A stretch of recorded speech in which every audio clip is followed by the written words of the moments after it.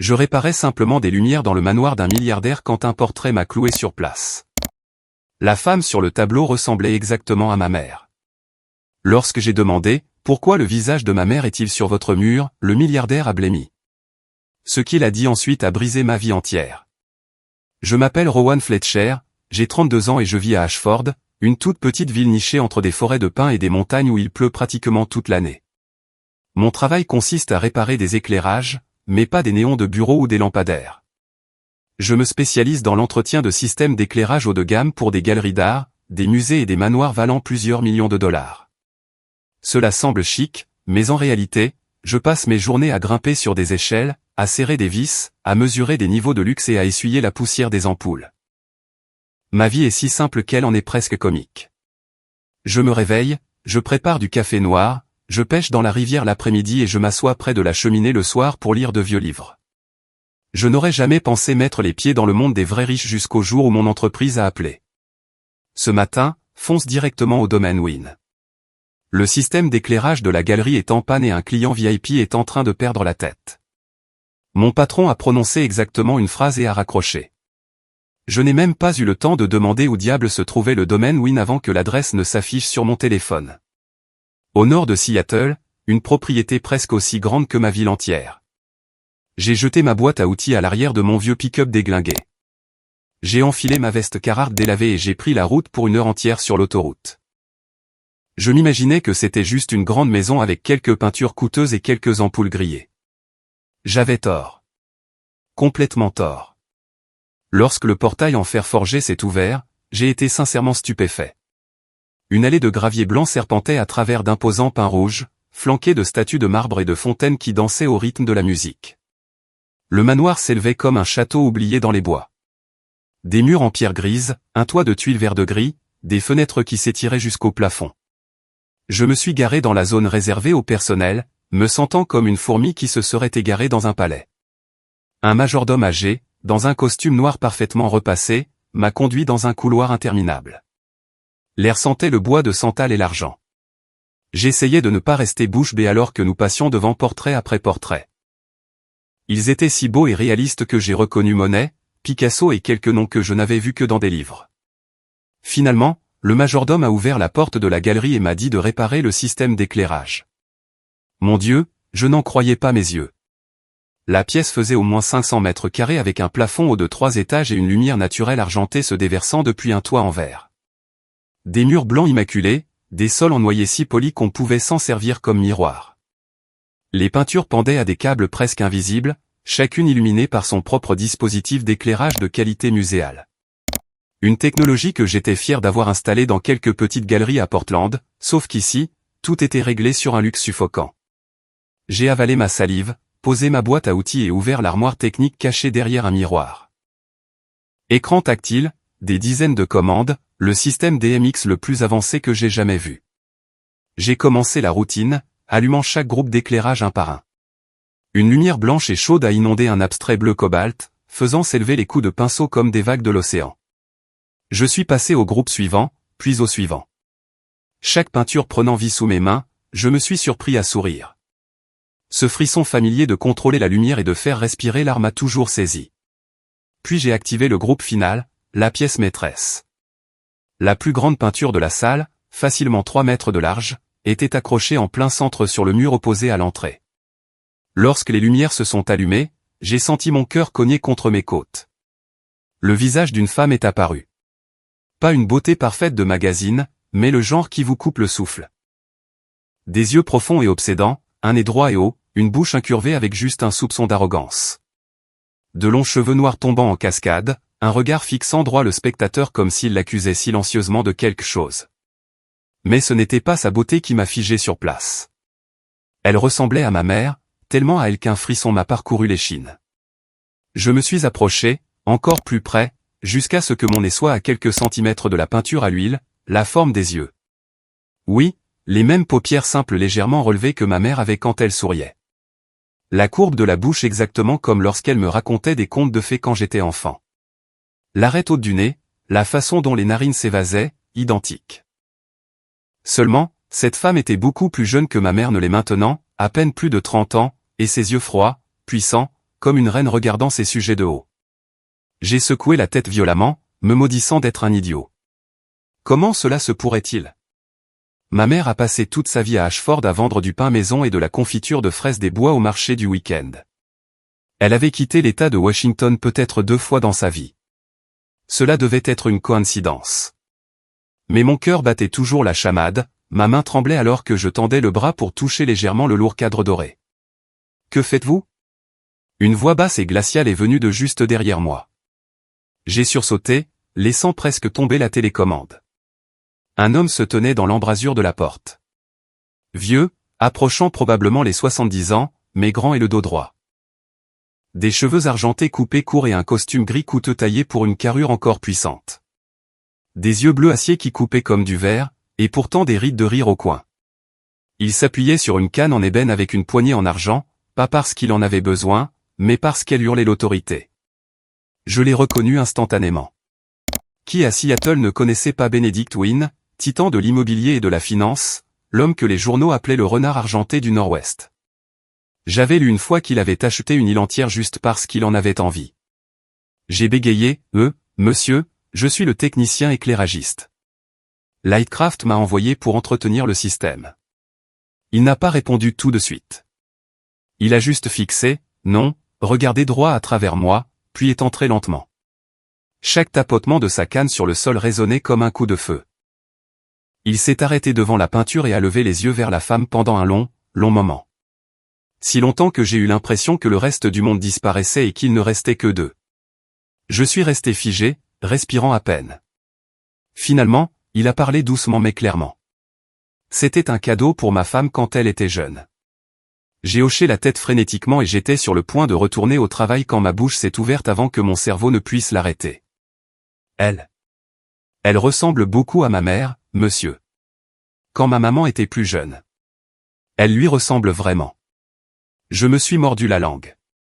Pourquoi diable avais-je dit ça, idiot? Mais il était trop tard. Le visage de Benedict Wynne est soudainement devenu cendré. J'ai vu les veines ressortir bleues sous la peau fine de sa tempe. Sa main serrait la canne si fort que ses articulations sont devenues blanches. La canne a tremblé juste un peu, mais assez. Il a ouvert la bouche comme pour parler, puis l'a refermée. Ses yeux bleus acier ont brillé de quelque chose de vif. La panique, comme si quelqu'un venait de le poignarder au cœur. « Monsieur, ça va ?» ai-je réussi à dire. Il n'a pas répondu. Il s'est tourné brusquement et est sorti rapidement. Si vite que tout ce que j'ai vu, c'est le costume gris disparaissant par la porte. Le tap frénétique de la canne s'est estompé dans le couloir et a disparu. Je suis resté là dans la vaste pièce froide, le cœur battant comme s'il voulait s'échapper de ma poitrine. Le sentiment le plus étrange de ma vie. Peur, curiosité et pitié. Pitié pour l'homme le plus puissant de Seattle, tremblant à cause d'une phrase insouciante de ma part. J'ai fini le travail dans un état second, éteint les lumières, tout revérifié, verrouillé l'armoire, mais tout le temps mon esprit revenait sans cesse à la femme dans la peinture et à la seule photographie que ma mère garde encore d'elle jeune, celle qu'elle cache dans le tiroir de la cuisine. Sur le trajet du retour vers Ashford, le ciel déversait une pluie qui correspondait à mon humeur, grise, lourde, agitée. J'ai allumé la radio mais je ne pouvais pas écouter. Quelque chose ne tournait pas rond. Vraiment pas rond. Je n'avais aucune idée que ce jour n'était que le commencement. Le commencement d'un secret enfoui depuis plus de 30 ans. Et il était sur le point de nous entraîner, ma mère et moi, dans une tempête qu'aucun de nous n'avait vu venir. 3 jours ont passé et j'ai travaillé comme un zombie, réparant des lumières dans une petite galerie à Tacoma, remplaçant des ballasts dans un musée à Olympia. Mais mon esprit revenait sans cesse à l'homme aux cheveux argentés et à cette peinture. Je n'ai pas osé le dire à ma mère. Elle a toujours été sensible. Chaque fois que je posais des questions sur son passé, elle avait de terribles migraines. Donc, dès mon plus jeune âge, j'ai appris à rester silencieux. Mais cette fois, le silence était une torture. J'ai rêvé que la peinture prenait vie. La femme sortait de la toile, m'appelait avec la voix de ma mère, puis se transformait en Benedict Wynne, canne à la main, les yeux rouges et me fixant comme si j'étais un fantôme. Mercredi matin, j'étais assis dans le bureau, qui n'était en réalité qu'un vieil entrepôt reconverti empestant l'huile d'ampoule et le café brûlé, quand la secrétaire a frappé timidement. « Rowan, quelqu'un est là pour te voir. » Qui? Elle a avalé sa salive et a chuchoté, Monsieur. Monsieur Benedict Wynne. Il attend dans le hall et dit qu'il doit te parler. J'ai failli laisser tomber mon café. J'ai marché dans le couloir avec l'impression que mes pieds ne touchaient pas le sol. Il était là, assis sur la chaise d'attente en plastique bon marché, son costume gris coûteux jurant contre la peinture écaillée et les boîtes en carton. Il avait l'air plus petit qu'avant, les épaules légèrement voûtées, des cernes sombres sous les yeux comme s'il n'avait pas dormi depuis des jours. La canne en ébène reposait sur ses genoux, les deux mains la serrant fort. Quand il m'a vu, il s'est levé immédiatement. Rowan, je suis désolé de débarquer comme ça. Puis-je vous parler un instant? J'ai hoché la tête comme un robot et je l'ai conduit à la salle de réunion. En réalité, juste une table en bois branlante et 4 chaises en plastique. Il s'est assis et a expiré comme si une tonne de briques venait de tomber de sa poitrine. Je n'ai pas arrêté de penser à vous ces 3 derniers jours, a-t-il commencé, la voix basse et tremblante. À ce que vous avez dit dans la galerie. À propos de votre mère, ai-je avalé. Je suis désolé si j'ai dit quelque chose de mal ce jour-là. Non. Il a levé la main pour m'arrêter, les yeux verrouillés sur les miens. Vous n'avez rien dit de mal. Au contraire, vous aviez raison. Tellement raison que je n'ai pas dormi. Il a fait une pause pendant un long moment, cherchant ses mots. J'ai vu sa gorge travailler. Je veux rencontrer votre mère, a-t-il dit presque dans un murmure. Peu importe ce qu'il en coûte. Ma mâchoire est tombée. Rencontrer ma mère? Pourquoi, monsieur? Êtes-vous sûr? Je n'ai jamais été aussi certain de quoi que ce soit au cours des 33 dernières années. Il m'a regardé, ses yeux bleus acier maintenant injectés de sang et brillants. Vous ne comprenez pas, Rowan. Mais je vous en supplie. S'il vous plaît, emmenez-moi à elle juste une fois. Je ne savais pas quoi répondre. 1000 questions explosaient dans ma tête. Pourquoi veut-il voir ma maman? Pourquoi pleure-t-il? Pourquoi tremble-t-il? Mais en le regardant, l'homme le plus puissant de Seattle, recroquevillé tout petit devant moi, tout ce que je ressentais était de la pitié. Une pitié étrange et écrasante. J'ai hoché la tête. D'accord, je vous y emmène. Le trajet du bureau à Ashford n'avait jamais semblé aussi long. J'ai conduit mon vieux pick-up. Benedict Wynne était assis sur le siège passager, une place que je n'aurais jamais imaginé qu'un milliardaire occuperait. Il est resté silencieux tout le long du chemin, fixant occasionnellement par la fenêtre, les lèvres serrées. La pluie continuait de tomber, les essuie-glaces grinçant au rythme de mon rythme cardiaque. Ma mère, Mara Fletcher, 53 ans, est la femme la plus douce et la plus calme qui vive dans notre petite maison en bois au bord de la rivière au pied de la montagne, l'endroit qu'elle et moi appelons notre maison depuis plus de 30 ans. Notre maison se trouve au bout d'un chemin de terre rouge juste sur la rive de la rivière Nisqually. 2 petits étages, de vieux bardeaux, un potager devant et une cheminée qui sent toujours la tarte aux pommes en train de cuire. Depuis le portail, je pouvais déjà sentir la cannelle s'échapper de la cuisine. L'odeur qui me disait que maman cuisait les tartes qu'elle vend au marché du week-end. J'ai pris une profonde inspiration et j'ai ouvert la porte du camion. Maman, je suis rentré. Elle est sortie de la cuisine, le tablier saupoudré de farine, les cheveux en chignon, souriante, le même sourire doux qu'elle me donne toujours. Mon garçon est rentré. Je viens de sortir des tartes aux pommes du four. Elles sentent divinement bon. Elle s'est arrêtée net quand elle a vu l'homme qui me suivait. Il s'est figé sur le pas de la porte comme transformé en pierre.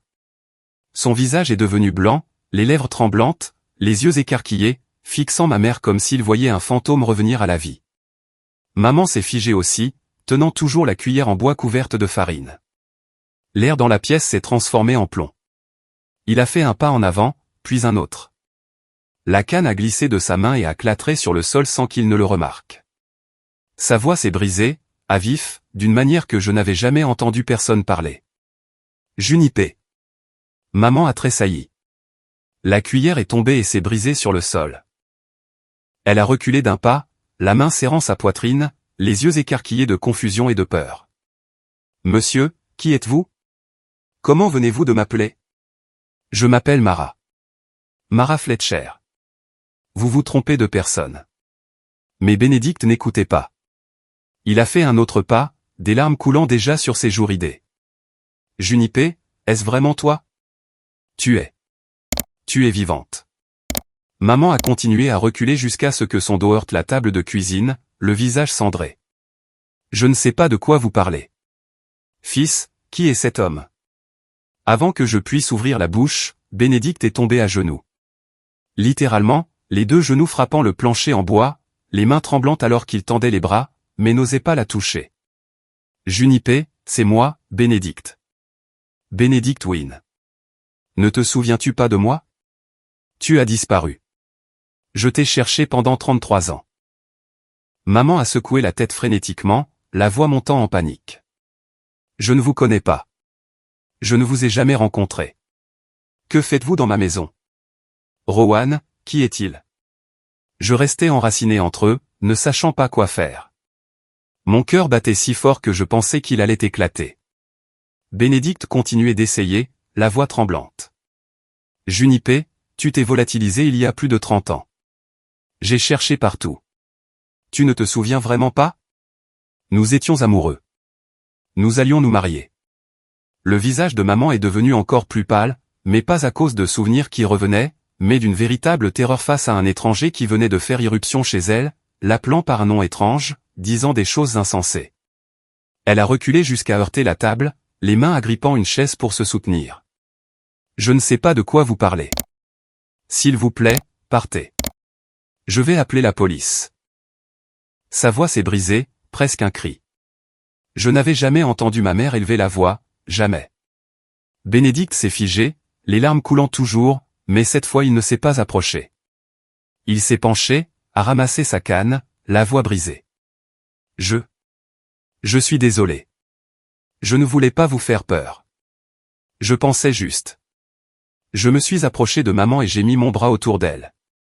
Elle tremblait comme une feuille. Je me suis tourné vers Bénédicte. Monsieur, s'il vous plaît, partez. Ma maman, elle va bien.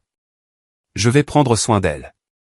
Bénédicte a regardé ma mère une dernière fois, les yeux remplis de douleur et d'un désespoir total, comme un homme qui venait de tout perdre à nouveau. Il a hoché la tête lentement, s'est tourné et est sorti. Son dos voûté a disparu sous la pluie, les pas lourds, traînant une vie entière derrière lui. J'ai fermé la porte et j'ai tenu ma mère alors qu'elle s'effondrait sur une chaise, la main sur le cœur, respirant difficilement. Mais ses yeux étaient secs, seulement de la confusion et de la peur. Maman, tu vas bien? Elle a secoué la tête, la voix minuscule. Je ne sais pas qui était cet homme. Pourquoi m'a-t-il appelé par ce nom?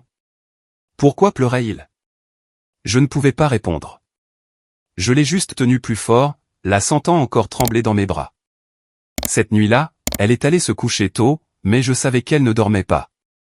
Je l'entendais se tourner et se retourner doucement dans le noir. Je suis resté éveillé à fixer le plafond, l'esprit en plein chaos. Disait-il la vérité ou était-il fou? Mais ma mère, elle ne l'a pas reconnu. Pas du tout. Alors pourquoi était-il si certain? Et pourquoi, au fond de moi, avais-je le sentiment que ma mère cachait quelque chose, même si elle-même ne savait pas ce que c'était? Le cauchemar que je pressentais ne faisait que commencer. Et pour la première fois de ma vie, j'avais peur de la mère que j'aimais le plus au monde. Le lendemain matin, alors que les premiers rayons de soleil se glissaient à travers les rideaux de la chambre d'hôpital, mon téléphone a vibré, un numéro inconnu. J'ai répondu, la voix d'une nuit sans sommeil. Allô, qui est-ce? Rowan, c'est moi, Bénédicte. Sa voix avait sombré au fond d'un puits comme si lui aussi avait passé la nuit sans dormir. Rauque, épuisé, presque méconnaissable. Je sais que vous êtes en colère contre moi. Je ne vous blâme pas. Mais puis-je vous voir juste une fois? Je vous expliquerai tout. J'ai regardé ma mère, allongée à demi consciente dans le lit d'hôpital, le visage encore pâle, les lèvres gercées et sèches. Je voulais refuser, je voulais hurler dans le téléphone de ne plus jamais se montrer. Mais une partie de moi, la partie curieuse et inquiète, hurlait pour avoir des réponses. D'accord, ai-je dit. Demain, nous parlerons. Nous avons convenu de nous rencontrer au petit café niché dans une rue latérale d'Ashford, l'odeur de vieux bois et de pain grillé dérivant jusqu'au trottoir. J'ai poussé la porte et j'ai vu Bénédicte déjà là, à la table d'angle la plus familière, une tasse de café noir refroidi depuis longtemps devant lui. Il semblait visiblement plus mince après juste une nuit, la chemise grise froissée, les cheveux argentés ébouriffés, les yeux enfoncés comme des fosses noires. Il s'est levé quand il m'a vu, la voix douce. Merci d'être venu. Je me suis assis en face de lui et je suis allé droit au but. Ma maman est à l'hôpital à cause de vous. Parlez. C'est quoi tout ce bordel? Il a pris une profonde inspiration comme s'il se préparait à sauter d'une falaise. J'ai aimé une femme autrefois. Elle s'appelait Junipé Hawthorne. À la simple mention du nom, il a dû s'arrêter, les doigts serrant la tasse de café jusqu'à ce que ses articulations blanchissent. C'était la sœur jumelle identique de ma femme actuelle, Rosalind. Les deux se ressemblaient exactement, seule leur personnalité était différente. Junipé. Elle était le feu, brillante, féroce, un sourire et le monde entier s'illuminait. Rosalind était plus froide, plus calme. Son regard a dérivé au loin, revivant les vieux jours. J'ai rencontré Junipé quand j'avais 29 ans et elle 27. Nous sommes tombés follement amoureux. J'allais faire ma demande cet automne-là. J'avais la bague, tout était prêt. Mais alors, un après-midi pluvieux, elle conduisait vers chez moi et n'est jamais arrivée. Sa voix s'est brisée en morceaux. J'ai appelé la police. J'ai engagé des détectives privés. J'ai retourné Seattle et tout l'État de Washington. Rien. La voiture s'est volatilisée. Elle s'est volatilisée. Tout ce qui restait était le manteau qu'elle avait laissé dans ma voiture, sentant encore faiblement son parfum. Je suis resté silencieux, la gorge serrée. Pendant des années après ça, j'ai vécu comme un cadavre. J'ai bu. Je suis devenu fou. J'ai failli tout perdre. La seule personne qui est restée à mes côtés était Rosalind. Elle a pris soin de moi, a dirigé l'entreprise pour moi, a essuyé mes larmes chaque nuit. Finalement, je l'ai épousée, pas par amour, mais parce que j'avais besoin de quelqu'un qui ressemblait à Junipé pour pouvoir continuer à respirer, parce que je ne pouvais pas supporter de la perdre complètement. Il a levé ses yeux vers moi, cernés de rouge. La peinture dans la galerie. J'ai peint Junipé de mémoire il y a plus de 30 ans. Quand vous avez dit que votre mère lui ressemblait, j'ai cru rêver. Rowan, votre mère est Junipé. J'en suis absolument certain. Le monde a tourné. Le café entier a rétréci jusqu'à ce que tout ce que je puisse entendre soit mon propre cœur battant la chamade. Mais le nom de ma maman est Mara. Elle vit ici depuis plus de 30 ans. Elle ne se souvient de rien. Bénédicte a hoché la tête lentement. Je sais. Elle a probablement perdu la mémoire après l'accident. Mais j'ai besoin de la voir juste une fois de plus. J'ai besoin de savoir pourquoi elle est partie sans un mot. J'ai besoin de fermer cette porte, peu importe comment elle se ferme. Il a tendu la main à travers la table et a saisi la mienne. La sienne était glacée et tremblante. S'il vous plaît, laissez-moi la voir. J'ai regardé dans les yeux d'un homme qui avait porté cette douleur pendant la moitié de sa vie, et j'ai hoché la tête. Je n'avais jamais imaginé que je venais d'ouvrir une porte différente, une qui menait tout droit en enfer. Les jours qui ont suivi ont été les plus longs de ma vie. Bénédicte a commencé à venir à la maison régulièrement. Pas de voiture de luxe, pas de garde du corps, juste lui conduisant une vieille Jeep, portant des cols roulés et des jeans délavés, ressemblant plus à un grand-père à la retraite qu'à un milliardaire. Il apportait des beignets, des fleurs sauvages cueillies au bord de la route, de vieilles photographies soigneusement emballées dans du plastique pour éviter qu'elles ne se froissent. Mais ma mère se cachait de lui. Chaque fois qu'elle entendait sa voiture arriver, elle se glissait tranquillement par l'arrière, s'enfermait dans sa chambre ou faisait semblant de dormir. Une fois, il est resté sur le porche pendant une heure entière sous la bruine. Je l'ai finalement invité à entrer, mais maman n'est jamais descendue. Je lui ai fait du thé et je l'ai écouté parler de Junipé, des trajets du week-end le long de la côte de l'Oregon, de la fois où elle avait ri jusqu'aux larmes parce qu'il avait laissé tomber un gâteau entier sur sa chemise. J'étais déchiré en deux entre eux. D'un côté, ma mère, la femme qui m'a élevé avec des toasts et des contes de fées, maintenant recroquevillée dans une terreur invisible. De l'autre, le vieil homme aux cheveux argentés qui se présentait chaque jour avec une lueur d'espoir et des yeux épuisés. Puis, un après-midi pluvieux, maman m'a appelé dans sa chambre. « Fils, dis-lui d'entrer. » Je pouvais à peine en croire mes oreilles. Bénédicte est entré, trempé, la pluie s'égouttant de ses cheveux sur le sol. Il s'est arrêté à l'entrée de la cuisine, effrayé de faire un autre pas, comme si un de plus pouvait tout briser. Maman était assise à la table, les mains enroulées autour d'une tasse de tisane, fixant droit devant elle. Monsieur Wynne, a-t-elle dit, la voix anormalement calme, bien que je puisse entendre le tremblement en dessous.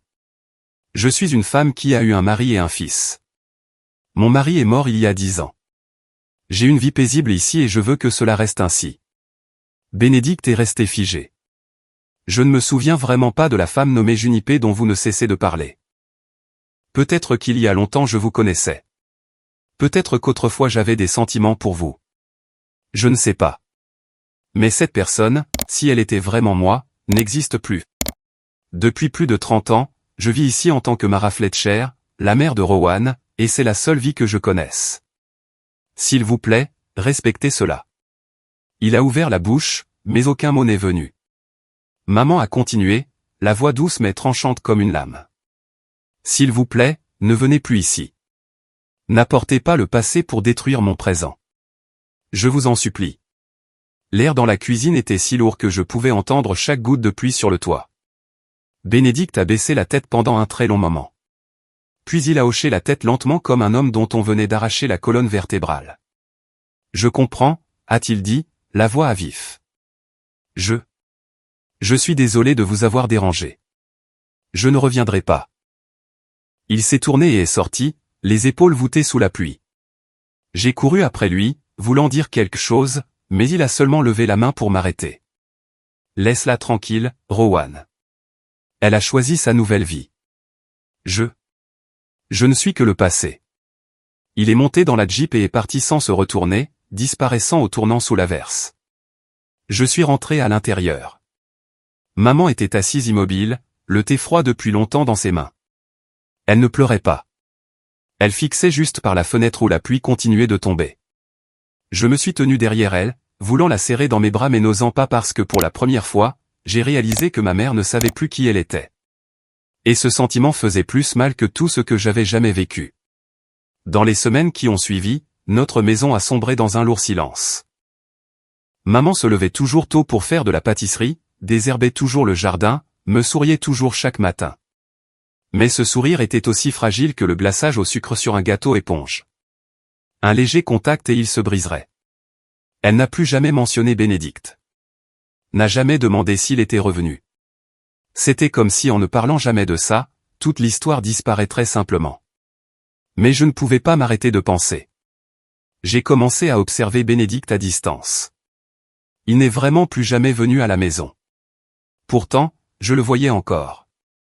Il se garait à 2 rues de là dans sa vieille Jeep et restait juste assis là à fixer la direction de notre fenêtre de cuisine. Les nuits les plus froides, quand le vent coupait comme un couteau, il restait tard, son souffle embuant le pare-brise. Je regardais de derrière les rideaux alors qu'il essuyait la vitre, regardait à nouveau, essuyait encore. Il ne klaxonnait jamais, ne sortait jamais. Il restait juste assis comme un vieil homme attendant que quelqu'un d'une vie passée revienne. Je savais qu'il ne mentait pas. Un homme avec son pouvoir n'avait aucune raison de mettre en scène un acte aussi maladroit. Mais ma mère ne mentait pas non plus. Elle ne m'avait jamais menti. Pas une seule fois. Alors où était la vérité? Cette question me rongeait chaque jour. J'ai commencé à me souvenir des moments infimes où, enfant, j'avais demandé, « Maman, d'où venais-tu avant ?» Elle ne faisait que sourire, me tapotait la tête, puis se tenait soudainement les tempes de douleur. Mon père, l'homme doux qui est mort il y a 10 ans, me tirait dehors et chuchotait, « Ne pose pas de questions à ta mère sur le passé, fils. » Ça lui donne de terribles maux de tête. J'étais petit, alors j'obéissais. Finalement, j'ai arrêté de demander. Maintenant, avec le recul, je voulais me gifler d'avoir été si stupide. L'inquiétude a grandi jusqu'à ce que je ne puisse plus dormir. Je restais allongé dans mon lit à écouter la rivière Nisqually se précipiter dehors, le vent sifflait à travers les fissures, et je savais que je devais faire quelque chose. Je ne pouvais pas continuer à prétendre que tout était normal. J'ai commencé à enquêter seul. D'abord la vieille Madame Gladys au magasin général. Elle est si vieille qu'elle a besoin d'une canne, mais sa mémoire est aussi vive que jamais. « Oh, ta mère n'était pas d'ici » a-t-elle dit en mâchant du chewing-gum, plissant les yeux vers moi. Je m'en souviens clair comme de l'eau de roche. Une nuit d'orage, ton père apportait une femme trempée depuis la rive de la rivière, couverte de sang. Il criait à l'aide. J'étais jeune alors, j'ai couru pour voir. Seigneur, elle était belle comme un ange tombé sur terre, mais son visage était contusionné. Sa tête ouverte. J'ai avalé ma salive. Et ensuite? Ton père l'a emmenée à la vieille clinique. Quelques jours plus tard, elle s'est réveillée, mais elle ne se souvenait de rien. Pas de nom, pas de maison, personne n'est venu la chercher. Ton père lui apportait de la nourriture tous les jours. Puis, d'une manière ou d'une autre, ils sont tombés amoureux, se sont mariés, et tu as été le résultat de cette nuit pluvieuse. Je l'ai remercié, le cœur battant, et j'ai couru directement chez le vieux Tom, l'ancien shérif de la ville. Tom était assis dans son fauteuil grinçant, tirant une longue bouffée sur sa pipe. Ouais, je me souviens. Le dossier est toujours là.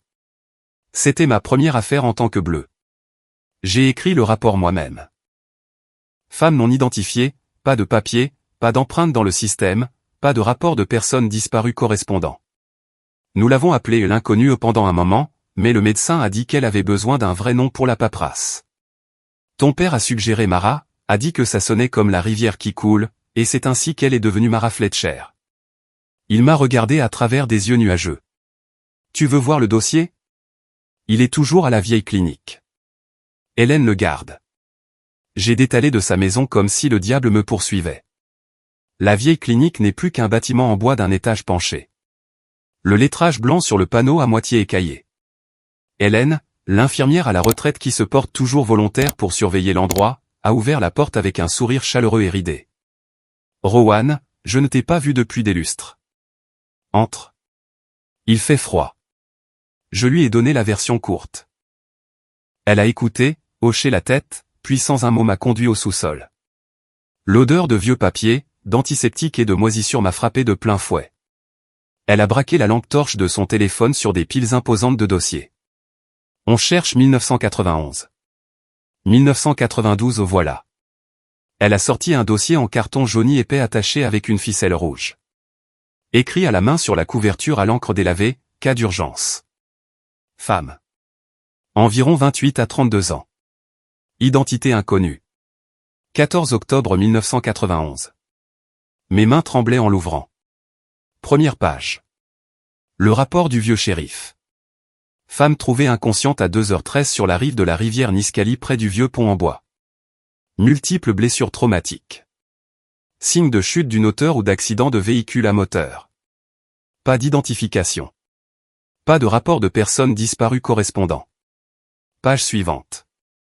Note du médecin. Multiples contusions à la tête, au torse, aux membres. 3 côtes fracturées. Traumatisme crânien sévère. Preuve de privation prolongée d'oxygène, quasi-noyade suspectée. Pronostic réservé. J'ai tourné les pages. Le papier bruissant bruyamment dans le silence. Entrée du 7e jour après l'accident. La patiente a repris conscience. Réactive à la lumière et au son. Cependant, amnésie complète à long terme. Aucun souvenir du nom, de l'origine ou de l'histoire personnelle. Forte réaction émotionnelle à certains noms propres, en particulier ceux contenant June. Recommande un suivi psychologique à long terme. La dernière page était une petite feuille avec l'écriture penchée familière de mon père. Je l'ai reconnu instantanément. Je demande à prendre la responsabilité des soins et du soutien de la patiente. Nouveau nom, Mara Fletcher. Raison, pas de famille connue. En dessous, la signature de mon père à côté de celle du médecin et du shérif. Je me suis affaissé sur le sol du sous-sol, le dossier tombant avec un bruit sourd. Hélène a posé une main sur mon épaule, la voix douce. Ton père était le meilleur homme que j'ai jamais connu, Rowan. Il a sauvé ta mère de la mort et lui a donné une toute nouvelle vie. Ne blâme personne. Je ne pouvais pas pleurer. Ma gorge était juste bloquée comme si quelqu'un la serrait. J'ai ramené le vieux dossier à la maison et l'ai caché sous mon lit. Cette nuit-là, je n'ai pas dormi. Je me suis assis près de la fenêtre, fixant la rivière, regardant l'eau noire se précipiter sous la lune. Il y a plus de 30 ans, ma mère ou Junipé s'était échouée ici sans nom, sans mémoire, presque morte. Mon père l'a sauvée, lui a donné un nouveau nom, l'a aimée, lui a donné un fils. Et Benedict Wynne l'avait cherché pendant 33 ans sans interruption. 2 hommes, 2 vies, une femme. Et je me tenais juste sur la ligne de faille d'une vérité enfouie si profondément que j'étais terrifié à l'idée de tomber dedans. Je serrais le dossier jauni, le cœur lourd, comme si quelqu'un avait versé du plomb dans ma poitrine. Tout ce que Bénédicte disait était vrai. Mais le vrai passé de ma mère était trouble, noir comme de l'encre, et bien plus terrifiant que n'importe quel cauchemar que j'ai jamais fait. J'ai caché le dossier tout au fond de mon placard, trop effrayé pour laisser maman le voir. Chaque nuit, je restais allongé à l'écouter se tourner et se retourner dans la pièce voisine, des sanglots étouffés glissant à travers les fissures comme le vent à travers une fenêtre. Je voulais lui demander. Je voulais crier que je savais tout maintenant. Mais chaque fois que j'ouvrais la bouche, seuls des mots sans signification sortaient. Maman, mange un peu plus. Il commence à faire froid, maman. J'étais terrifié. Terrifié que si je poussais trop fort, elle se briserait. Puis, un samedi après-midi, le téléphone a sonné. C'était Bénédicte. Sa voix était douce, presque timide. Rowan, j'organise un petit rassemblement à la maison ce week-end. Juste quelques vieux amis, rien de bruyant. J'aimerais vous inviter, vous et votre mère. Je veux m'excuser auprès d'elle correctement devant tout le monde pour qu'elle sache que je ne lui veux aucun mal. J'étais sur le point de refuser instantanément, mais il a ajouté une phrase qui m'a réduit au silence. Si elle ne veut plus de moi après ça, je ne la dérangerai plus jamais. Juste cette fois, ai-je dit à maman. Elle pétrissait de la pâte à tarte à la citrouille. Ses mains se sont figées en l'air. La farine blanche descendant comme de la neige sur la planche à découper. Ce n'est pas nécessaire, Phil. Je ne veux pas y aller. Mais je me suis agenouillé à côté d'elle et j'ai pris ses mains.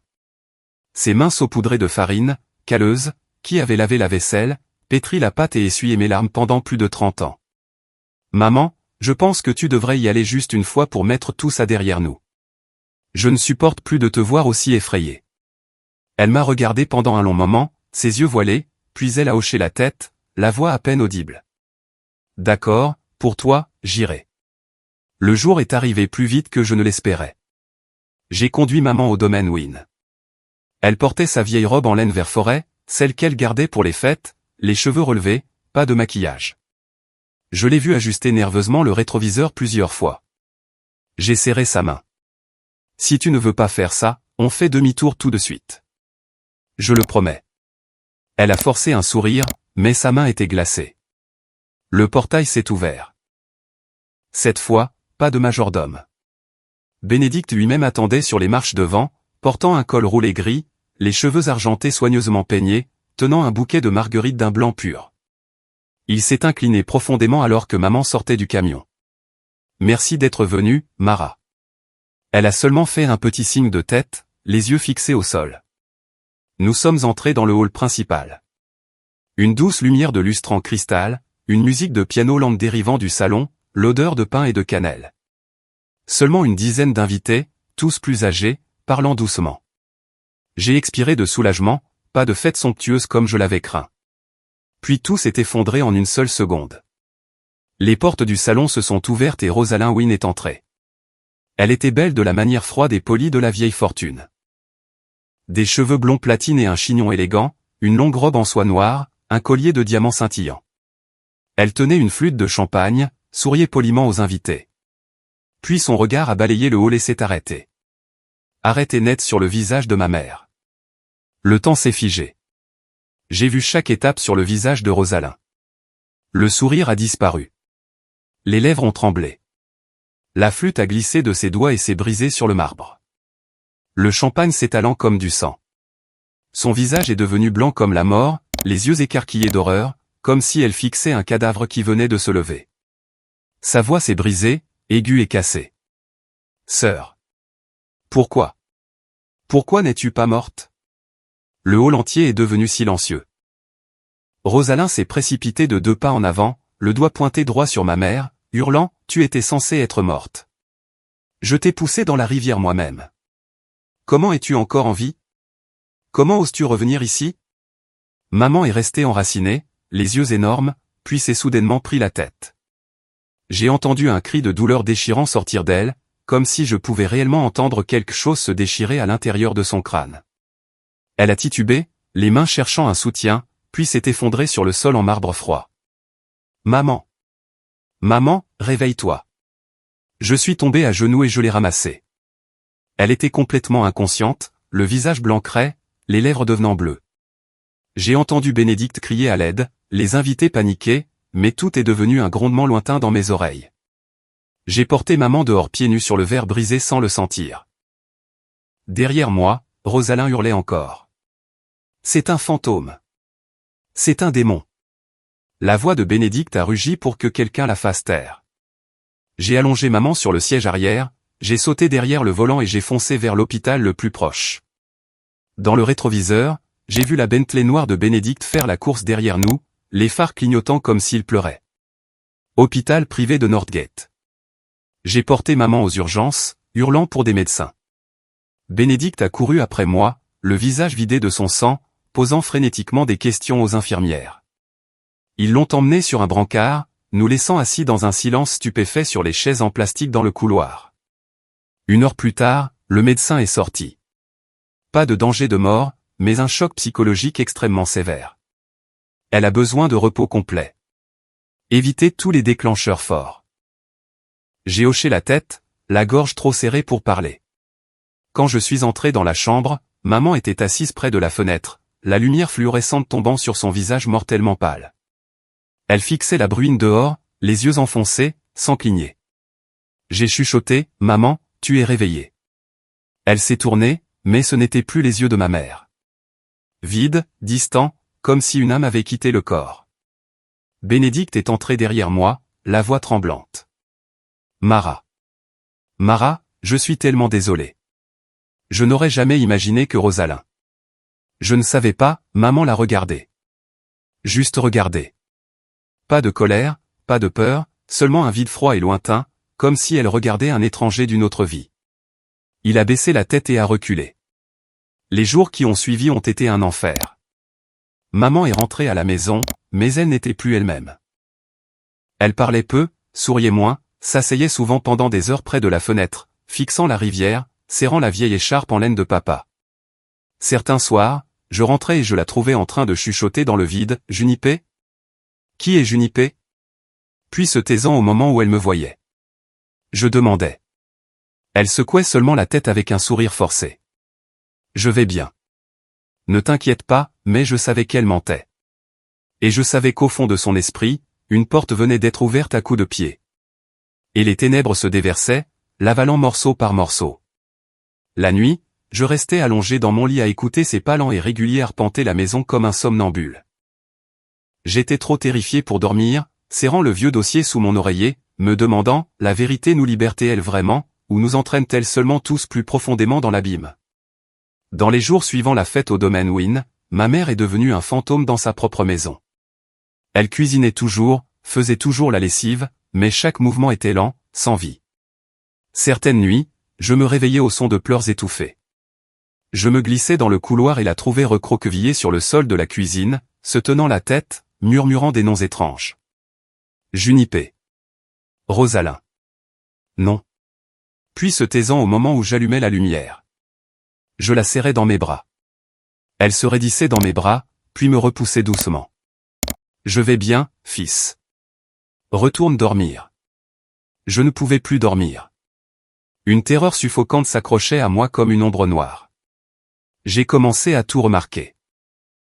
Des voitures étranges passant lentement devant la maison, une silhouette passant devant la fenêtre à minuit, des chiens aboyant furieusement en bas de la rue. J'ai installé des lumières à détecteur de mouvement dans la cour, vérifié les serrures 3 fois avant de me coucher et gardé mon téléphone complètement chargé sur la table de nuit, mais je ne m'attendais jamais à ce que cela arrive si vite. Mardi matin, pluie battante. Je conduisais sur l'autoroute vers Seattle pour le travail. La radio jouait une vieille chanson triste. Soudain, ma poitrine s'est serrée comme si quelqu'un avait saisi mon cœur et l'avait pressé. La sensation était si forte que j'ai dû me garer, à bout de souffle. Je ne pouvais pas l'expliquer. Je savais juste que je devais rentrer à la maison tout de suite. J'ai fait faire demi-tour au camion au milieu de l'autoroute, j'ai accéléré à fond, la pluie giclant sauvagement des pneus. 30 minutes plus tard, je dévalais le chemin de terre rouge vers la maison. De loin, j'ai vu la porte d'entrée grande ouverte. La pluie soufflant directement sur le plancher en bois. Mon cœur s'est arrêté un battement. J'ai dérapé dans la cour, sauté dehors sans couper le moteur et couru à l'intérieur. Le bruit de vaisselle cassée, des respirations haletantes. Une lutte. Je me suis figé dans l'embrasure de la porte de la cuisine. Un homme grand dans un imperméable noir, le visage complètement couvert, était agenouillé sur ma mère. Ses mains gantées serraient un collier de serrage en plastique autour de sa gorge. Maman se débattait faiblement, les ongles griffant l'air, le visage violet, les yeux révulsés. Je n'ai pas réfléchi. J'ai rugi comme un animal et j'ai chargé. Mon épaule a percuté son dos. Nous nous sommes tous les deux écrasés au sol. Il était plus lourd que je ne l'espérais. Des muscles saillants sous l'imperméable. J'ai frappé, griffé, mordu tout ce que j'avais. Il a tourné sur lui-même. Son poing a attrapé ma tempe et a fait tourner le monde, mais je n'ai pas lâché prise. J'ai attrapé ses cheveux et j'ai claqué sa tête contre le sol encore et encore. Lâche ma mère. Les meubles volaient. Des chaises renversées. Des vases brisés. La table à manger retournée. L'air empestait le sang.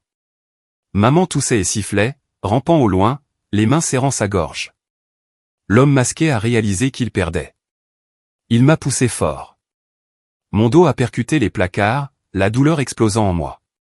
Il a sauté par la fenêtre de la cuisine, le verre explosant vers l'extérieur, a couru à travers la cour et a sauté dans un SUV noir qui attendait. J'ai titubé après lui, réussissant juste à attraper la plaque d'immatriculation avant qu'elle ne disparaisse sous la pluie. Ouin 774. Je voulais le poursuivre, mais le halètement étouffé de maman m'a fait faire volte-face. Maman, tu vas bien? Elle était recroquevillée sur le sol, le collier de serrage laissant des marques rouges colériques autour de son cou, les yeux fermés mais respirant encore. Je l'ai soulevée sur le canapé, les mains tremblantes alors que je composais le 911. Quelqu'un est entré par effraction chez moi. Ma mère a été étranglée. Dépêchez-vous. 1427 Riverbank Road, Ashford. En attendant la police, je me suis agenouillé à côté d'elle, caressant ses cheveux, pleurant comme un fou. Maman, dis quelque chose. Où as-tu mal? Elle a ouvert les yeux, respirant superficiellement, mais a forcé un sourire tordu. Je vais bien, mon garçon. 2 officiers sont arrivés en 15 minutes. Des lumières rouges et bleues trempées peignant toute la propriété. Ils ont photographié la scène, cherché des empreintes, pris ma déposition alors que mes mains tremblaient encore. Je leur ai tout dit. Comment mon instinct m'avait hurlé dessus. La seule chose dont je me souvenais était la plaque. Quand ils sont partis, la maison a sombré dans un silence de mort, seulement la pluie tambourinant sur le toit et la faible respiration de maman. Elle était assise sur le vieux canapé, fixant le sol jonché de verre taché de sang. Pendant un long, très long moment. Puis elle a levé la tête et m'a regardé. Pour la première fois depuis des semaines, ses yeux n'étaient plus vides. Ils brûlaient de douleur et d'une résolution que je n'avais jamais vue auparavant. Rowan, assieds-toi. Je dois te dire la vérité. Je me suis agenouillé à côté d'elle et j'ai pris ses mains. Elle a pris une profonde inspiration tremblante et a commencé, la voix tremblante mais claire comme si elle arrachait des souvenirs vieux de 30 ans de son crâne morceau par morceau. J'étais Junipé Hawthorne. Je suis tombée amoureuse de Bénédicte au premier regard. Nous allions nous marier. Mais Rosalyn, ma sœur jumelle identique, était obsédée par lui. Elle était follement jalouse. Elle a inventé des mensonges, m'a accusé de tromperie, a fait douter Bénédicte de moi. Le jour où j'ai conduit pour le rencontrer afin de tout éclaircir, Rosalyn m'a suivi. Elle m'a coupé la route sur le pont. Nous nous sommes battus horriblement. Elle est partie furieuse la première, mais ensuite elle est revenue et a percuté l'arrière de ma voiture. Je suis passé par-dessus la rambarde dans la rivière. Je pensais que j'étais morte. Elle s'est arrêtée, des larmes roulant sur ses joues. Quand je me suis réveillé, je ne me souvenais de rien. Ton père m'a sauvé, m'a donné un nouveau nom, a pris soin de moi, m'a aimé, m'a donné une nouvelle vie. Je ne voulais pas me souvenir du passé parce que j'étais terrifié. Si je le faisais, je perdrais tout ce que j'avais maintenant. J'avais toi, une famille, le bonheur. Je pensais que Rosalyn ne me trouverait jamais. Elle m'a regardé, les yeux rouges.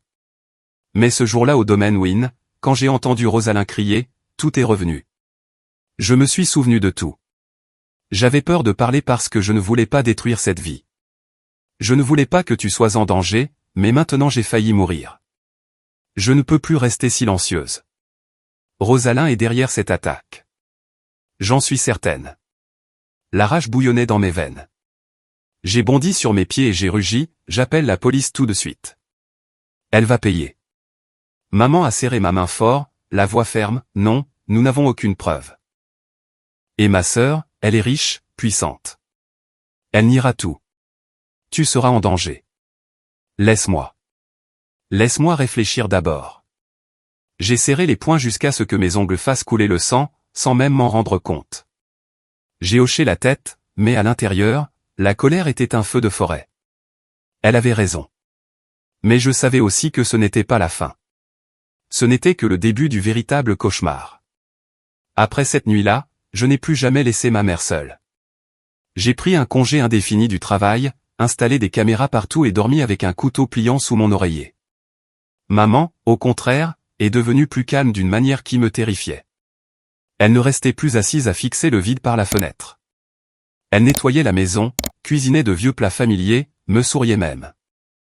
Mais ce sourire était froid, comme quelqu'un qui avait décidé de marcher droit dans le feu. 3 jours après l'attaque, je me suis agenouillé devant elle. Maman, on ne peut pas continuer à se cacher. La prochaine fois, ce ne sera pas juste un homme masqué. Rosalind ne s'arrêtera pas. Nous devons le dire à Bénédicte. Il est le seul à avoir assez de pouvoir pour te protéger. Elle m'a regardé longtemps, puis a hoché la tête. D'accord, emmène-moi à lui. J'ai appelé Bénédicte. Il a décroché à la première sonnerie, la voix rauque de nuit sans sommeil. Rowan, qu'est-ce qu'il y a? J'ai quelque chose d'important à vous dire. Maman et moi arrivons. 1 heure plus tard, nous étions au domaine Wynne. Au moment où nous sommes entrés dans le hall principal, j'ai senti un silence épais et oppressant envelopper tout. Pas de personnel, pas d'invités, juste la douce lueur du lustre en cristal tombant sur le marbre froid comme un lac d'hiver gelé. Bénédicte est apparu sans un mot, nous a fait signe de suivre et nous a conduits directement à son bureau. Une pièce lambrissée de chaînes sombres sentant le vieux tabac et le cuir, lourde de décennies de secrets. Il a fermé la porte, s'est tourné vers ma mère, la voix tremblante. Mara, est-ce que vous allez bien? L'attaque. Rowan m'a dit. Maman l'a coupé. Elle a fait un pas en avant, s'est tenue directement devant lui et l'a regardé droit dans les yeux. Bénédicte, a-t-elle dit, la voix stable, sans tremblement. Je me souviens de tout maintenant. Le monde s'est arrêté. Bénédicte s'est figée. Son visage est devenu cendré, les lèvres bougeant sans bruit. Puis il a reculé d'un pas en titubant, les mains tendues comme pour la toucher, mais effrayé qu'elle ne disparaisse. Des larmes ont jailli et ont roulé sur ses joues ridées. Junipé, tu te souviens vraiment? Maman a hoché la tête. Oui, je me souviens de tout. Je me souviens de toi, des après-midi sur Cannon Beach, de la bague que tu cachais dans la poche de ton manteau, de la nuit pluvieuse sur le pont Nisqually, et de comment Rosalind m'a poussé dans la rivière. Bénédicte s'est brisé. Il s'est effondré à genoux, a enroulé ses bras autour d'elle comme si elle risquait de se dissoudre, et a sangloté. De profonds sanglots déchirants qui résonnaient dans l'immense pièce. Les pleurs d'un enfant qui avait perdu sa mère pendant 33 ans et venait de la retrouver. Junipé, je suis désolé. Je suis tellement désolé. Je t'ai cherché toutes ces années. Je pensais que tu étais morte. Maman a caressé ses cheveux doucement, mais ses yeux sont restés secs. Elle l'a laissé pleurer un long moment, puis l'a doucement repoussé, la voix toujours calme. Bénédicte, écoute-moi.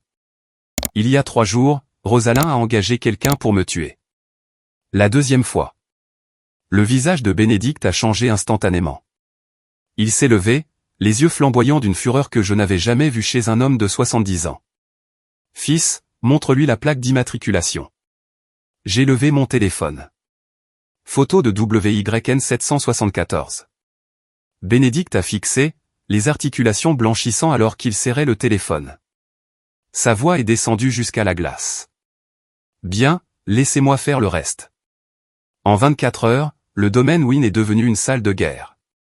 Sécurité privée, avocats, enquêteurs, experts financiers, ex-FBI, tout le monde mobilisé.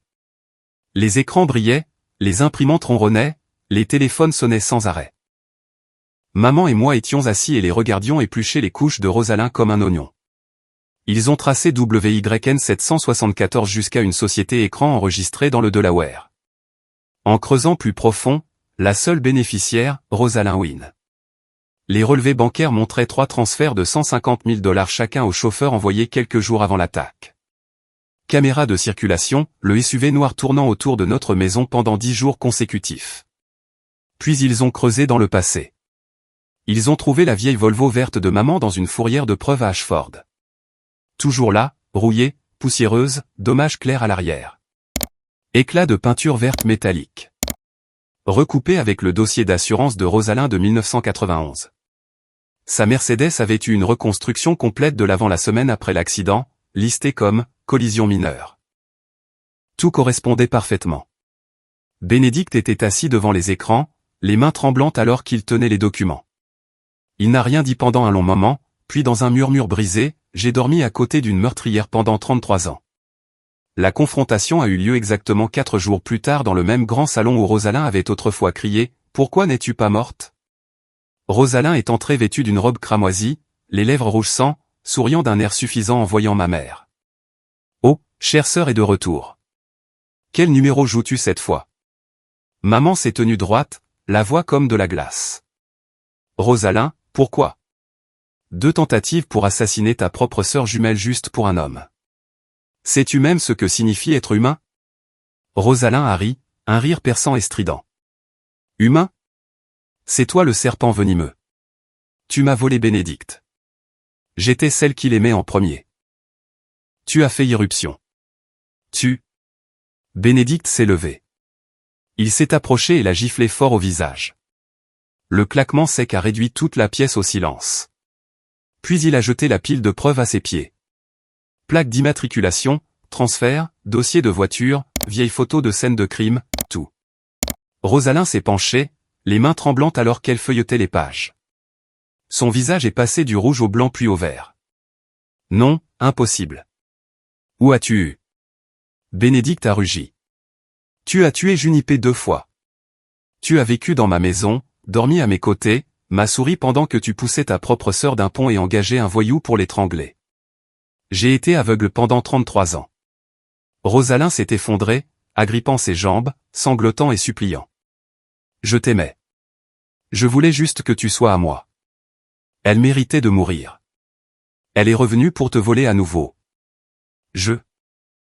Les portes se sont ouvertes avec fracas. 6 agents fédéraux sont entrés, suivis d'avocats et d'un procureur. Rosalind Wynne. Vous êtes en état d'arrestation pour tentative de meurtre au premier degré, conspiration en vue de commettre un meurtre et fraude financière. Les menottes ont cliqué. Rosalind a crié, se débattant, les cheveux en bataille, le maquillage coulant. Elle s'est tournée une dernière fois, les yeux brûlants de haine et de peur vers ma mère. Sorcière! Je te maudis. Tu m'as tout pris. Bénédicte s'est détournée, refusant de regarder. Les portes se sont fermées. Les cris se sont estompés, puis arrêtés. La pièce est tombée dans le silence. Bénédicte s'est affaissée dans un fauteuil, les mains couvrant son visage, les épaules tremblantes. Maman s'est approchée et a placé une main sur son épaule. Je me tenais derrière elle, ma main sur la sienne. Dehors par la fenêtre, la pluie avait cessé. Un faible rayon de soleil a percé les nuages, tombant sur le sol, juste là où Rosalind venait de s'agenouiller. La vérité, bien que tardive et trempée de sang, avait finalement gagné.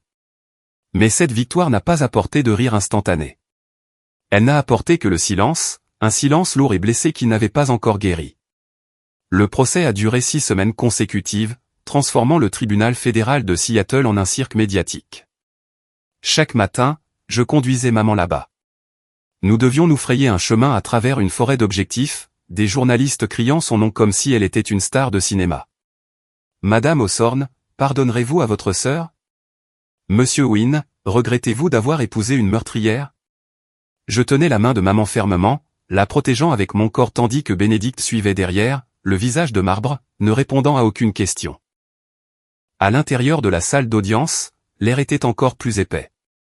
Rosalind était assise sur le banc des accusés, essayant toujours de garder sa hauteur initiale. Cheveux en chignon haut, robe noire élégante, rouge à lèvres rouge sang. Mais au 3e jour, le masque a commencé à se fissurer. L'avocat de Bénédicte, un homme grand et mince à la voix tranchante comme une lame, a présenté les preuves une par une. Les virements bancaires, la plaque d'immatriculation de l'attaque, le dossier d'assurance de 1991 et la Volvo verte tirée de la rivière Nisqually, portant toujours la bosse arrière claire et des éclats de peinture verte métallique. Au début, Rosalyn a ricané, qualifiant tout cela de fabrication et de calomnie. Mais lorsque des photos de sa Mercedes après sa reconstruction complète de l'avant sont apparues sur l'écran géant, elle a commencé à trembler. Lorsque le témoin, son ancien garde du corps Marcus Hale, a pris la barre et a témoigné que Rosalyn elle-même l'avait payé pour s'occuper de la femme à Ashford, elle a bondi sur ses pieds et a hurlé « Traître ! Je t'ai payé pour la tuer, pas pour me vendre !» La salle d'audience a éclaté en halètements. Le juge a frappé du marteau. J'étais assis là, le visage blanc, les ongles s'enfonçant dans la coudoir jusqu'au sang. Maman a témoigné la 4e semaine. Elle a marché jusqu'à la barre dans sa vieille robe en laine vert forêt, les cheveux en chignon bas, pas de maquillage. Elle a raconté la nuit pluvieuse sur le pont, la voix calme, claire, ne regardant pas une seule fois Rosalyn. Quand elle a dit « J'ai entendu ma propre sœur rire alors que ma voiture allait dans l'eau », la salle entière est tombée dans un silence de mort. J'ai vu la tête de Rosalyn tomber, les épaules tremblantes. Je ne pouvais pas dire si c'était des pleurs ou de la rage. Le jour du jugement est arrivé par un matin glacial de novembre. Le juge, une femme plus âgée aux yeux sévères, a lu le verdict sans émotion. Rosalyn Wynne, la Cour vous déclare coupable de tentative de meurtre au 1er degré en 1991, de conspiration en vue de commettre un meurtre l'année en cours et de charges connexes. Sentence, 28 ans d'emprisonnement, sans possibilité de libération conditionnelle. Le marteau est tombé comme le tonnerre. Rosalyn a sauté une dernière fois, criant comme une folle. « Je ne suis pas coupable. Elle m'a tout volé. » 2 officiers l'ont forcée à se coucher, l'ont menottée et l'ont traînée au loin. Elle s'est tournée une dernière fois, les yeux brûlants de haine et de peur vers ma mère. J'ai serré maman dans mes bras. Elle n'a pas pleuré. Elle a seulement chuchoté « C'est fini, fils. » Après le procès, Bénédicte a agi rapidement et de manière décisive. Il a demandé le divorce la même semaine. Il a révoqué chaque actif jamais transféré à Rosalyn. Maison, actions, fiducie, tout redirigé vers une nouvelle fondation caritative nommée d'après Junipé Hawthorne. Il a tenu une conférence de presse en plein air. Pas de microphone, pas de théâtre. Il s'est simplement tenu devant des centaines de caméras, s'est incliné profondément et a dit « J'ai été aveugle pendant 33 ans. J'ai laissé la femme que j'aimais souffrir et j'ai gardé une meurtrière à mes côtés. Je demande pardon à Junipé, à Mara et à tous ceux qui ont été blessés par ma stupidité. » Il n'a répondu à aucune question. Il s'est juste tourné et est parti. 1 mois plus tard, il a vendu le domaine Wynne.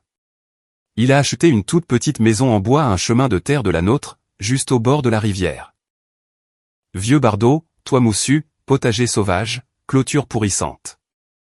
Il l'a réparé lui-même, martelant des clous, peignant les murs, plantant de jeunes pins. Je rentrais à la maison et le trouvais dans un vieux t-shirt et un jean boueux, les mains écorchées et saignant, mais ses yeux brillant chaque fois qu'il finissait quelque chose de petit. Il a commencé à passer chez nous tous les jours. Pas de vêtements chics, pas de cadeaux coûteux, juste une simple boîte à lunch ou un sac chaud de pâtisserie de la boulangerie de la ville. Il a réparé la clôture de maman, changé les ampoules grillées, coupé du bois de chauffage pour l'hiver. Certains soirs, je rentrais et je le trouvais à genoux dans le jardin, les mains couvertes de terre, plantant plus de marguerites blanches, les fleurs que maman aimait quand elle était jeune. Au début, maman gardait ses distances, des remerciements polis, puis la porte se fermait. Mais progressivement, elle a laissé la porte ouverte. L'a laissé s'asseoir à la table de la cuisine, boire la tisane qu'elle préparait. L'a laissé parler des vieux jours, la voix rauque d'émotion. Il ne demandait rien. Il restait juste proche, tranquillement, comme s'il disait, cette fois, je ne vais nulle part. Puis, un soir de fin d'automne, l'air vif, des aiguilles de pin couvrant la cour, nous étions assis dans notre petite cuisine. L'odeur familière de la tarte aux pommes cuisant et du bois de chauffage crépitant dans le poêle. Bénédicte avait apporté une bouteille de vin rouge de son ancienne cave, mais aucun de nous n'y a touché. Nous étions juste assis à boire du thé, écoutant la rivière dehors. Maman l'a regardé pendant un long, très long moment. Puis elle a posé sa tasse, les mains tremblantes. Bénédicte, il y a quelque chose que je n'ai jamais dit à personne, pas même à Rowan. Il a levé les yeux, l'air inquiet. Dis-moi, j'écoute. Maman a pris une profonde inspiration tremblante. Cette année-là, quand l'accident est arrivé, j'étais enceinte. De presque 3 mois. Le temps s'est arrêté. Bénédicte s'est figée. Son visage est devenu blanc, les doigts se serrant jusqu'à ce que les articulations soient exsangues. Il a fixé maman, puis moi, puis de nouveau maman, les yeux écarquillés d'incrédulité. Tu dis que le bébé? Maman a hoché la tête, des larmes tombant enfin. Rowan est ton fils. J'ai senti le monde se briser autour de moi, puis se reconstituer lentement en quelque chose de complètement nouveau. J'ai regardé maman. Je l'ai regardée. La femme qui m'a élevé avec des toasts et des contes de fées. L'homme qui l'avait cherché pendant 33 ans, qui avait pleuré devant moi, qui s'était agenouillé sous la pluie juste pour la regarder de loin. Mon père, l'homme doux qui l'avait sauvé, lui avait donné un nouveau nom, l'avait aimé inconditionnellement, était parti depuis 10 ans. Mais cet homme était celui qui m'avait donné la vie. Bénédicte s'est levé en vacillant comme s'il était ivre. Il a fait un pas vers moi, les mains tremblantes alors qu'il tendait les bras, puis s'est arrêté en l'air, effrayé que je disparaisse. Rowan. Fils. Tu es mon fils.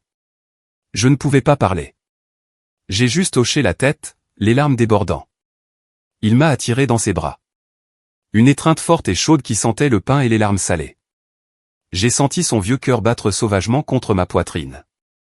Maman s'est levée, s'est approchée, et nous nous sommes tenus tous les trois dans cette petite cuisine sous la chaude lumière jaune. Les larmes coulaient librement, mais cette fois elles n'étaient pas amères. Elles étaient douces, pleines de joie, débordantes. Dehors, le vent d'automne soufflait doucement, portant l'odeur du pain et de l'eau de rivière. Après 33 ans de ténèbres, nous avions enfin trouvé la lumière. Une année a passé comme un clin d'œil. Ma mère, Mara Fletcher, ou Junipé Hawthorne, selon le souvenir qui l'appelait le plus fort, s'est rétablie comme un vieil arbre frappé par la foudre, mais reverdissant obstinément. Ces souvenirs sont revenus petit à petit. L'odeur du café que Bénédicte préparait quand ils étaient jeunes, le rire éclatant de Rosalyn à 15 ans, et la voix chantante rauque de mon défunt père, l'homme qui était décédé, alors qu'il était assis près de la cheminée, me berçant pour m'endormir. Les maux de tête ont disparu complètement.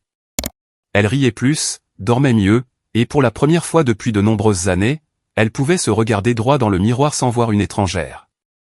J'étais différent. Je n'apprenais plus seulement à vivre avec moi-même. J'ai commencé à travailler chez Wing Global Holdings, mais pas dans un bureau chic de Seattle. Bénédicte m'a donné un petit projet, convertir les systèmes d'éclairage pour toute la chaîne de musées d'art qu'il parrainait.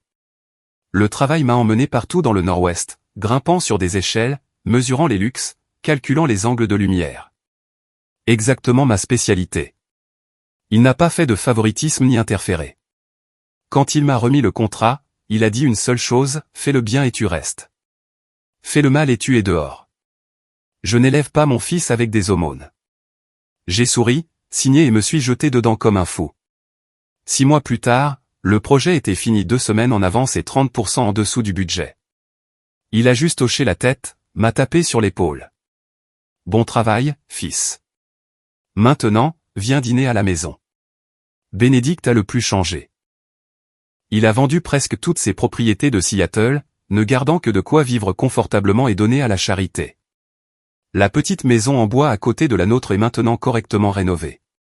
Peinture blanche, toit de tuiles rouges, rangée de légumes soignés, clôture en pin toute neuve. Il cuisine pour lui-même, fait sa propre lessive, conduit sa vieille Jeep au marché à 5 heures du matin. Il passe chez nous chaque jour sans faute. Certains jours, il apporte sa boîte à outils et répare tranquillement la fenêtre qui grince dont maman se plaint depuis toujours. Certains jours, il s'assoit dans la cuisine pour l'aider à pétrir la pâte à pain, les mains couvertes de farine, souriant comme un gamin. Certains jours, il m'emmène pêcher au vieux coude de la rivière. Juste nous deux, parlant peu, écoutant l'eau et les oiseaux. Son amour pour maman n'est plus la flamme sauvage de la jeunesse. C'est plus comme la rivière Nisqually dehors, profonde, lente et ne s'asséchant jamais. Il ne lui demande pas de l'appeler chérie comme avant. Ne lui demande pas de porter la robe verte d'il y a longtemps. Il veut juste être près d'elle, la voir sourire, la voir en bonne santé, la voir vivante. Maman le sait, elle est reconnaissante, profondément reconnaissante. Elle lui prépare de la tisane, écoute ses histoires du vieux temps, lui a même tricoté une écharpe gris anthracite de ses propres mains une fois. Mais elle garde toujours une petite distance, comme un mince mur de verre que tout le monde peut voir mais que personne n'ose briser. Je lui ai demandé une fois le soir de Noël cette année-là, après qu'il fut rentré chez lui et que nous étions juste tous les deux près de la cheminée. « Maman, est-ce que tu l'aimes encore ?» Elle m'a regardé pendant un long moment, la lumière du feu peignant des traînées dorées sur son visage. « Oui, fils, beaucoup. Mais j'aimais aussi ton père. L'homme qui m'a sorti de la rivière, séché mes cheveux, m'a appris à revivre quand je ne savais même plus qui j'étais. Ces deux amours ne s'annulent pas. Mais je ne peux pas trahir l'homme qui est parti. Je ne peux donner à Bénédicte que de l'amitié, de l'attention et une famille. La moitié de mon cœur appartiendra toujours au mari qui m'a sauvé 2 fois. Une fois de la mort, une fois de la solitude. Je l'ai serrée dans mes bras. Elle m'a serré en retour plus fort que jamais. Bénédicte comprend. Il ne demande jamais plus. Une fois, je l'ai vu debout dans le jardin regardant maman cueillir des pommes, les yeux brillants mais la bouche souriante. Plus tard, il m'a chuchoté, « Tout ce dont j'ai besoin, c'est de voir ta mère en bonne santé et heureuse. Peu importe les années qu'il me reste, je les passerai à rattraper le passé. Même si tout ce que je peux faire est de rester proche. Je n'ai jamais vu une telle patience. J'ai changé, moi aussi. Je ne suis plus seulement Rowan Fletcher, le gars calme d'une petite ville. J'ai appris à l'appeler papa naturellement, à écouter ses histoires d'affaires sans m'ennuyer, à dire fièrement à mes collègues, mon père est Bénédicte Wynne. Je répare toujours des lumières. J'aime toujours l'odeur de l'huile d'ampoule et du vieux bois. Mais maintenant j'ai un père avec qui partager des choses, à qui demander conseil, sur qui m'appuyer quand je suis fatigué. Certains soirs, je rentre et nous sommes tous les 3 assis autour de la table. Le vieux ragoût de bœuf de maman. Papa racontant une blague d'il y a des décennies qui l'a fait rire aux larmes. Et moi au milieu, regardant ces 2 personnes aux cheveux gris et me sentant incroyablement chanceux. J'ai 2 pères. Un qui m'a donné la vie, un qui m'a donné une vie. J'ai une mère assez forte pour renaître de ses cendres 2 fois. Et maintenant nous avons les uns les autres. Pas parfait, pas bruyant, mais réel et durable.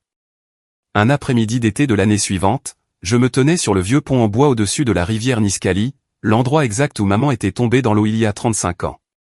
Le courant était encore fort, mais maintenant l'eau était claire, scintillant au soleil. J'ai jeté une pierre et regardé les ondulations se propager et s'estomper. Bénédicte s'est approchée à côté de moi, tenant 2 bières fraîches. « À quoi penses-tu, fils ?» J'ai souri et j'en ai pris une. Je me dis que si maman ne s'était pas échouée ici cette nuit-là, si papa ne l'avait pas sauvée, si tu ne l'avais pas retrouvée, nous n'aurions pas aujourd'hui. Il m'a fait signe de m'asseoir sur la rambarde du pont.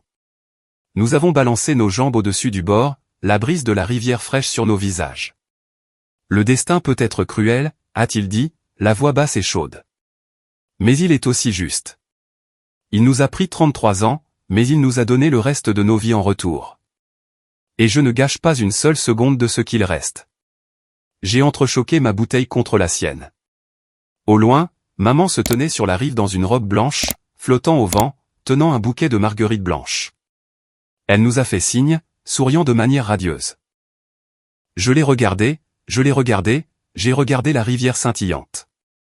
Et j'ai su que peu importe à quel point le passé avait été sombre, ce présent calme et simple, était la plus belle récompense que la vie pouvait jamais nous donner. Un après-midi d'automne sans vent, les feuilles dorées dérivaient lentement vers le bas, comme des fragments de mémoire lâchant prise de la branche. Nous avons conduit tranquillement tous les 3 jusqu'au petit cimetière caché derrière la forêt de pins. Personne ne l'avait prévu, pourtant nous savions tous qu'aujourd'hui était le jour où nous devions venir, le 15e anniversaire de son décès.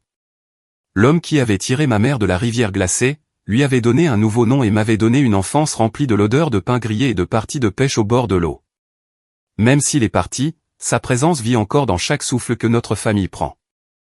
Sa tombe se trouve dans le coin le plus calme, la pierre simple gravée, Elias Fletcher, 1959 à 2014. Époux bien-aimé, père, et l'homme qui a choisi l'amour quand le monde entier se détournait.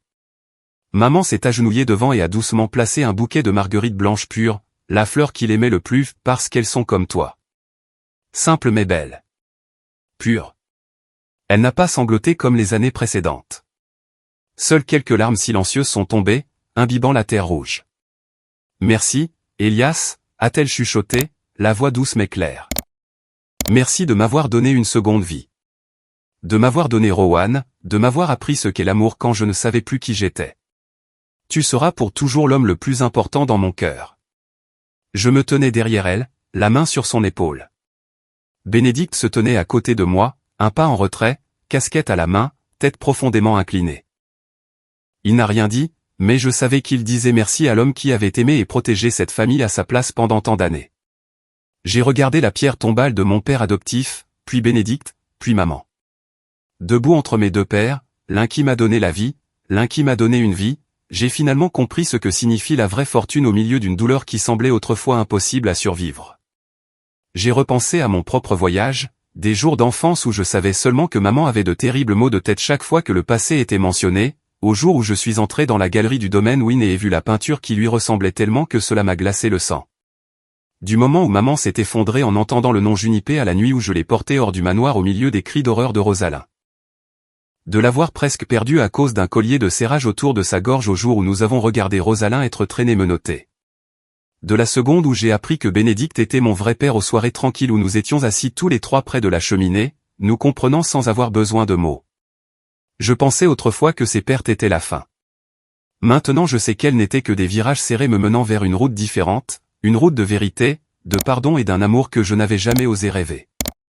J'ai réalisé que la patience de Bénédicte n'était pas seulement de l'amour pour maman.